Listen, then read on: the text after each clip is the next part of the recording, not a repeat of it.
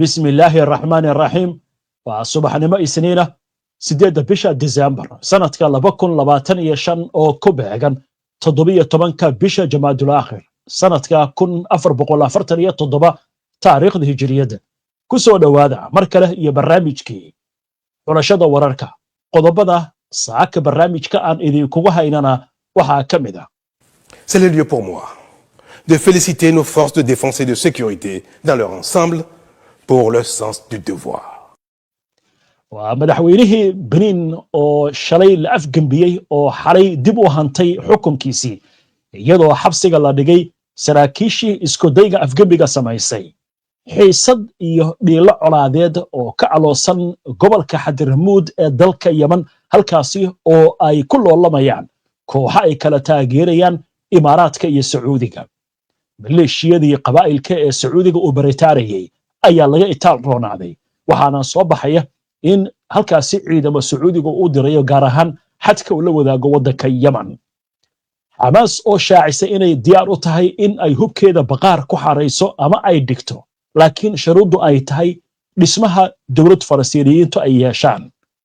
دولة ودكا فنزويلا أيا كودا واقدي إن كومانيال عيدما أي كسو بيران عيدما دا ودكاسي حلي أي تاغن تهي حصارد الدقال يعبسد الدولار مريكن كو قادو دالكاسي khilaafkii ka dhex aloosnaa wasiirka gaashaandhigga iyo taliyaha ciidamada Israa'iil ayaa gun iyo caar bixiyay dhammaan wararkan iyo qodobo kale oo faahfaahsan iyo wixii warah ee soo kordha intaynu hawada ku jirno ayaan idinku soo gudbinaynaa barnaamijka xulashada wararka internet plus waa adeeg ay macaamiishu ka heli karaan internet fiber ah oo xawaarihiisu yahay 20 megabytes per second ayna la socdaan receiver ay ku jiraan in ka badan 4,000 oo kanaal iyo 100 daqiiqado oo ah ku hadal bilaash ah.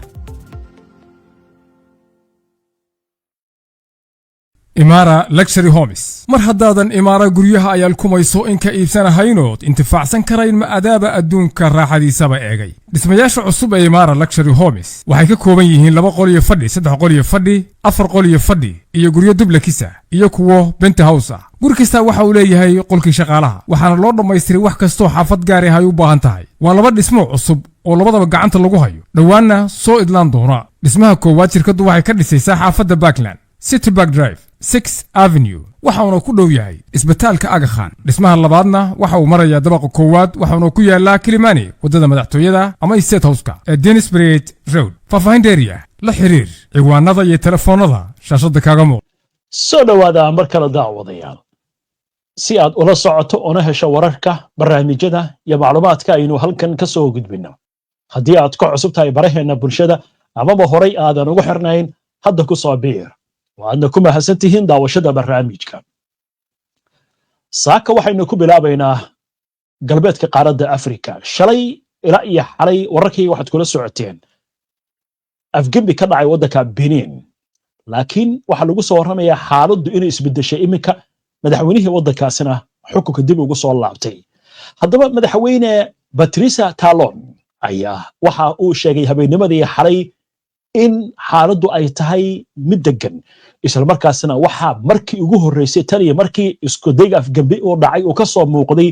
telefishinka iyadoo lagu soo waramayo in uu sheegay in gabi ahaanba gacanta waddanka ciidamadu ay ku hayaan xaaladda iyo isku dayga afgembigana ay soo idlaatay isku dayga afgembi ayaa bilowday saacadihii hore ee shalay oo axada kadib markii koox askar ah ay qabsadeen telefishinka dawladda oo ay ku dhawaaqeen inay xilka ka tuureen madaxweynihii ciidamada daacadda u ah madaxweynaha ayaa si dhaqso leh xaaladda u farageliyay waxaana dib ay ula wareegeen xarumaha muhiimka saacada gudahood warbixino horodhac ah ayaa sheegay in ka badan 13 askari la xiray halka rasaas goosgoos ah ilaa iyo xalay fiidkii laga maqlayay xaafado ka mid ah magaalada Cotonou oo ah caasimadda ganacsiga ee dalkaasi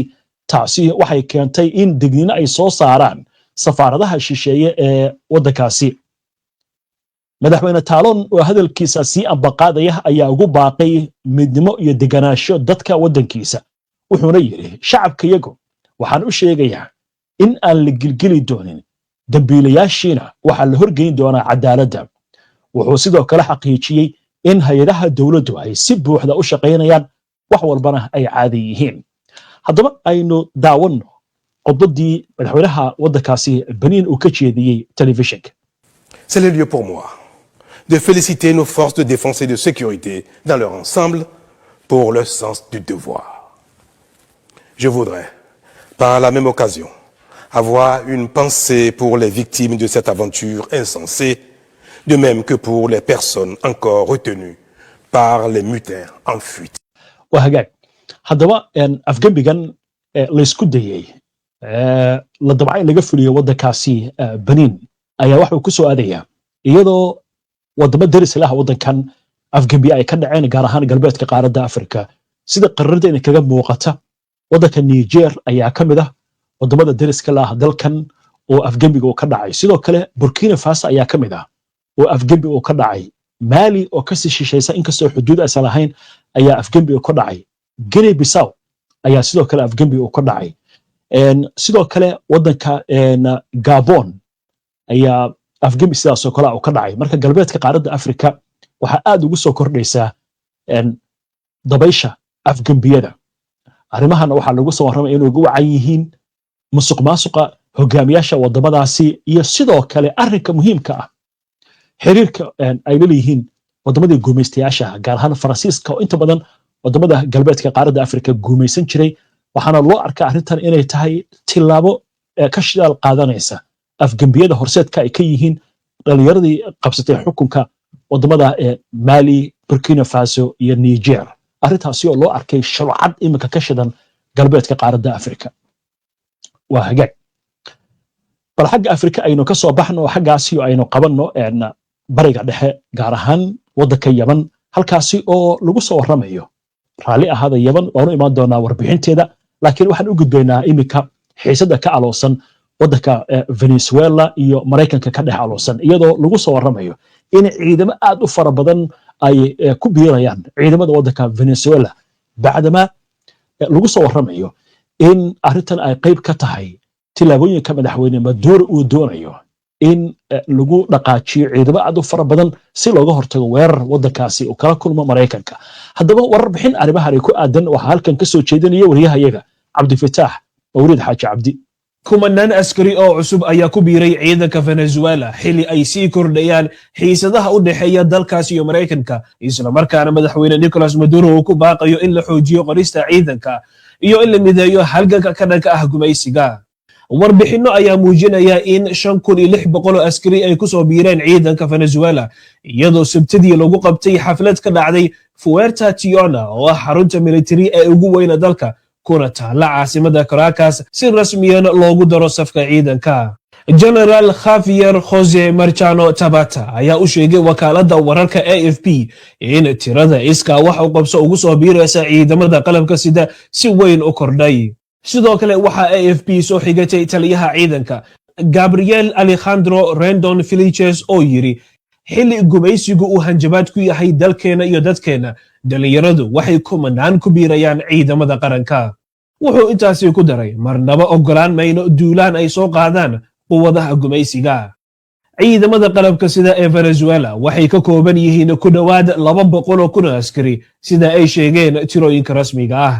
tan iyo bishii August maamulka madaxweynaha Mareykanka Donald Trump ayaa kordhiyay joogitaanka ciidamada badda ee Caribbeanka iyo xeebaha Venezuela taasi oo lagu sheegay la dagaalanka maandooriyaha isla markaana ku eedeeyay madaxweyne Maduro inuu madax u yahay shabakado ka ganacsada daroogada.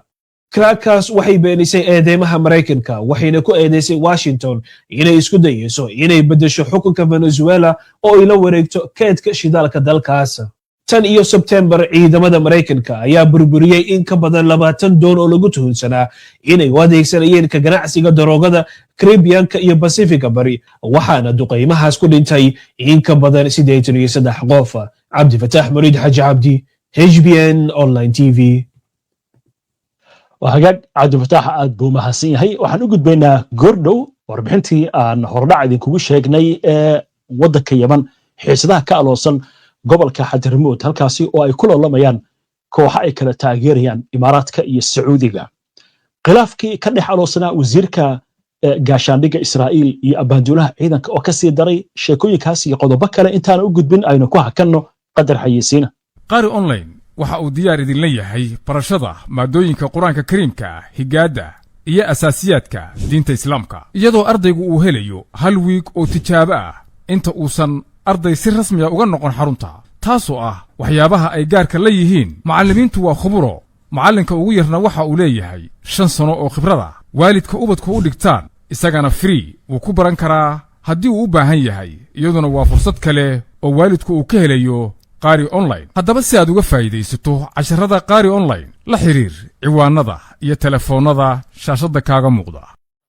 ku soo dhowow xarunta caafimaadka ee Private Walk in Clinic. Private Walk in Clinic waa xarun caafimaad oo ay ka howlgalaan dhakhaatiir khubaro ah oo isugu jira Soomaali iyo ajnabi oo rag iyo dumar bale. xaruntu waxay dib u habayn iyo casriyeyn ku samaysay dhammaan adeegyada caafimaad ee ay bixiso. xaruntu waxay furan tahay 7 maalmood ee isbuuca, ballantana si fudud ayaad u qabsan kartaa adigoo isticmaalaya telefoon, fariin qoraal ah ama online. waana heli kartaa ballan dhakhtar isla maalintaas. xarunta Private Walk in Clinic waxa ay ku taallaa galbeedka magaalada London, xaafadda caanka ee Shafar Bush. wixii faahfaahina kala xiriir lambarada emailka iyo baraha bulshada shaashadda kaaga muuqda. soo gudbinta barnaamijkan waxaa gacan ka geysatay shirkadda xawaaladda ee Safari Remit, oo ah shirkad xawaaladeed oo fadhigeedu yahay dalka UK. si aad u hesho faahfaahin dheeraada una adeegsato adeegga Safari Remit, booqo website-ka shirkadda www.safariremit.com. soo dhawaada mar kale daawadayaal, si aad ula socoto oo hesho wararkan, barnaamijyadan iyo macluumaadka aynu halkan ka soo gudbino. haddii aad ku cusub tahay baraheena bulshada ama horay aadan ugu xirnayn, hadda ku soo biir. waxaadna la socotaan barnaamijkii xulashada wararka oo toos idinkaga imaanaya istuudiyaha iyaga koowaad. waa hagaag, bal aynu eegno wararka la xiriira Xamaas iyo qorshaha la xiriira hubka dhigista. arrintan waxaa la sheegayaa inay noqonayso arrinta ugu adag wejiga labaad ee heshiiska xabajoojinta, iyadoo la filayo in arrintaasi lagu dhawaaqo waa in loo gudbo wejiga labaade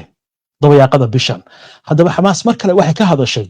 shuruudda hubkeeda ay ku dhigi karto. markan waxay soo jeedinaysaa inay diyaar u tahay hubka inay baqaar geliso, laakiin shuruudda maxay tahay? aynu eegno warbixin arrintan ay ka qortay wakaaladda wararka ee AP. ururka Xamaas ayaa sheegay inuu diyaar u yahay in laga wada hadlo in hubkooda ay xareeyaan, taasi oo qayb ka ah heshiiska xabajoojinta ay kula jirto Israa'iil, sida uu sheegay mas'uul sare oo arrimahani soo bandhigay waraysi xalay uu bixiyey. Basim Naciim oo ka tirsan golaha siyaasadda ee Xamaas ayaa sheegay in labada dhinac, waa Xamaas iyo Israa'iil, ay u diyaar garoobayaan wejiga labaad ee heshiiska, kaasi oo aad u cakiran isla markaasna noqon karaba mid ka adag kii hore. waxaan diyaar u nahay buu yiri in aan hubkeenna si dhammaystiran aan baqaar u gelino, iyadoo laga fogaanayo xiisado dheeraad ah ama iska horimaadiyo. wakaaladda wararka ee AP ayuu ugu warramay isagoo ku sugan magaalada Dooha ee caasimadda waddanka Qatar, halkaasi oo ay ku sugan yihiin inta badan hoggaanka dhaqdhaqaaqa.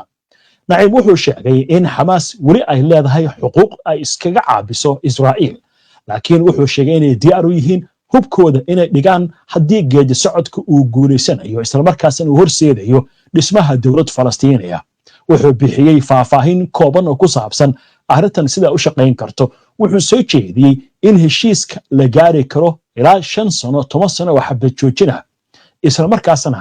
la helayo damaanad qaad ah in hubkaasi aan loo isticmaali doonin wax weerar ama dagaal ah. arrintan Israa'iil weli kama soo jawaabin, waxaana la sheegayaa in Xamaas ay ku gorgortamayso dhismaha dowlad Falastiiniya intii hubka ay dhigi lahayd. waa tahay,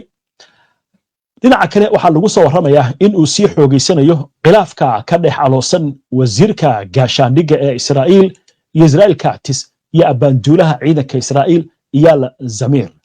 telefishinka kanaal 13 ee Israa'iil laga leeyahay ayaa xalay wuxuu baahiyey arrintu inay hadda ka gudubtay meeshii ay joogtay oo ay u gudubtay weji cusub. waxaana la sheegayaa in arrintan ay u muuqato mid ku salaysan labada nin oo si weyn isugu haya awoodda xagga ciidanka. Netanyahu ayaa la sheegayaa horey inuu ballan qaaday inuu arrintan xallin doono, laakiin kuma aanu guulaysan oo labada nin xaaladoodu meel adag ay maraysaa. macnaha khilaafkii ayaa guniya caar bixiyey hadda wixii ku soo kordha waynu arki doonaa bal xaggaasi yaban haatan aynu jaleecno xaalad military oo kacsan ayaa ka aloosan gobolka Hadramaut ee bariga dalka Yaman kadib markii ciidamo ka tirsan golaha kumeel gaarka ee koonfureed oo loo yaqaan STC ee Imaaraadka Carabta oo taageero ay si degdeg ah ugu faafeen gobolada muhiimka ah iyagoo ka adkaaday maleeshiyooyin qabaa'il oo Sacuudiga uu taageero dagaalo cusub ayaa ka curtay toddobaadkan gobolkaasi iyadoo STC ay gacanta ku dhigtay magaalooyin waaweyn xarumo ciidan iyo saldhigyo shidaal oo muhiim ah ciidamada STC ayaa waxay la wareegeen magaalooyinka Siyuun Tarim iyo dhowr deegaan oo kale taasi oo qayb ka ah weerar qorshaysan oo lagu bedelayo awoodda deegaanka talaabadan ayaa meesha ka saartay difaacyadii maleeshiyaadka qabaa'ilka ee Hadramaut kuwaasi oo la sheegay in halkaasi ay isaga baxeen gaar ahaan goobo istiraatiiji ah kooxda STC waxay ku doodaysaa in howlgalku u ahaa mid lagu xoojinayo nabadda iyo maamul hufnaanta halka kooxaha qabaa'ilku ay ku tilmaameen isku day qabsasho oo lagu doonayo in lagu maamulo khayraadkooda gobolka wararkii ugu dambeeyay ayaa sheegaya in baraha bulshada la soo dhigay fiidnimadii xalay gaadiid dagaal oo Sacuudiga uu leeyahay kuwaasi oo ku sii jeeda dhanka xuduudda dalka Yaman lama oga in taageero ay siin doonaan maleeshiyaadka qabaa'ilka ee Riyaad ay taageerayso kuwaasi oo si weyn looga gacan sareeyo arrinta marka waxa la sheegayaa inay u muuqanayso Sacuudiga iyo Imaaraadka oo markii hore heshiis ku ahaa dagaalka lagaga soo horjeeda Xuutiyiinta in hadda kooxihii ay kala taageerayaan ay isku dhaceen oo hadda aad moodo kooxda calanka leh ee STC la yiraahdo oo Imaaraadku taageerayo in hadda inta badan gobolka Hadramaut ay gacanta ku dhigaan gobolkaasina waa gobol aad u balaaran haddii qararada aan idin tusno waana meelo muhiim ah oo shidaalka uu ku dihan yahay sidaad aragtaan waa bartamaha wadanka dhankan hoose inta badan guduudka ah waa deegaanada Xuutiga ay gacanta ku hayaan Sacda iyo Sanca iyo Xaja iyo Xudayda iyo Dhamar iyo Albaydaan iyo Ticis laakiin STC-da iyo qabaa'ilkan Hadramaut-ka ee Sacuudiga uu taageero inta badan waxay gacanta ku hayeen Mukalla iyo Cadan iyo Hadramaut iyo dhinaca kore ee Cumaan xiga Al-Mahra waa dhul inta badan lama degaan ah laakiin dhulka muhiimka ah oo shidaalka badan uu ku jiro oo badda saarana waa dhinacan gobolka Hadramaut iyo Shabwa iyo hoos qaybta hoos inkastoo Al-Bahra laftigeeda badda ay saaran tahay laakiin dhinaca xiga xaggaas iyo Cumaan waa dhul saxara ah marka Sacuudigu hadda laba arrin uu ka fakarayaa baa leeyahay dagaalku inuu balaarto oo ay suurtagal tahay dhankan Hadramaut dagaalo baa inay ka dhacaan xaggan Xuutigana daris bay ka yihiin Sacuudiga aad u jeedaan marka arrintu meel adag maraysa xaaladdan waxa lagu soo warramaya inay faraha ka sii bixi karto waxaana imika muuqanaya in Sacuudiga iyo Imaaraadkii ay xaaladdan imika aad iskugu khilaafsan yihiin marka waynu arki doonaa wixii warar ee arrimahan ku soo kordha inta ayaan ku soo gabagabaynaynaa barnaamijkii xulashada wararka waana ku mahadsantihiin daawashada barnaamijka si aad ula socoto daawade wararka iyo barnaamijyada aynu soo gudbino haddii aad ka cusub tahay baraheena bulshada ama horay aadan ugu xirnayn hadda ku soo biir inoo barnaamijka xiga insha Allah inta ka horeysa nabadgeli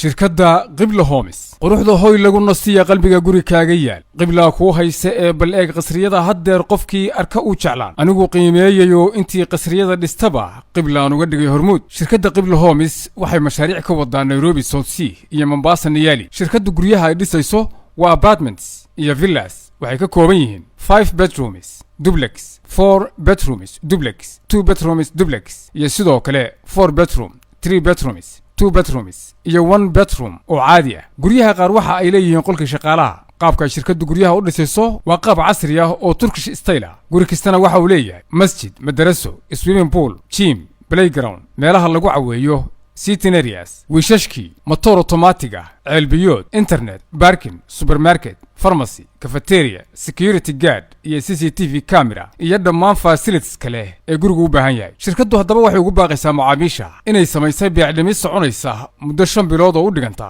150 maalmood iyo fursad qaali ah wixii intaa dheer waxa aad la xiriirtaa maamulaha sare ee shirkadda Sheekh Liibaan Cali adigoo u sii maraya nambarka shaashada saaran waa Qibla Homes iyo qiimo macquul ah Simodi dahablaha ugu weyn geeska Afrika haddii aad samayso wacan dahab aad sugayso saadaalinaysay Singapore iyo saf Bahrayn iyo Hindi noocyada u sarreeya oo si wacan loo naqshadeeyay waxaad ka helaysaa xarunta Simodi waa dahablaha ugu weyn geeska Afrika dahabyada uu iibinayo waxa kamid ah Bahrayn Singapore Hindi designs waxaana aad ka helaysaa jumlo iyo tafaariiqba waxaana uu xarumo ku leeyahay Dubai iyo Hargeysa faahfaahin dheeriya waxa aad kala xiriirtaa WhatsApp-yada Hargeysa iyo Dubai ee aad ku aragto shaashada